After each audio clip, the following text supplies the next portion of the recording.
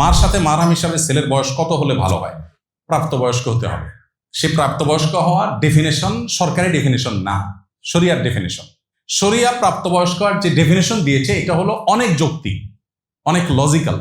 এখন সারা দুনিয়াতে কোনো দেশে প্রাপ্তবয়স্কের বয়স 18-20, এটা যদি মনে হয় যে ঠিক আছে, আইন প্রণেতারা এটাকে 35 করে দিল যে তার নিচে শিশু, আইনত তাই এর পিছনে লজিক্যাল কোনো গ্রাউন্ড নাই।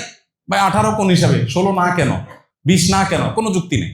ইসলাম বলে প্রাপ্তবয়স্ক হবে একজন মানুষ পুরুষ হলে, ছেলে হলে ওর যখন স্বপ্নদোষ শুরু হয়ে যাবে, ওর যখন গোপদাড়ি গজায় যাবে, বায়োলজিক্যালি আপনার সেই প্রাপ্তবয়স্ক যখন হবে, এটার যখন আলামত তার শরীরে আসবে তখন সে প্রাপ্তবয়স্ক। মেয়ে হলে মাসিক শুরু হলে, এগুলো যদি কোনোটাই নির্দিষ্ট সময় না হয়, অনেকের অনেক বেশি দেরি হতে পারে।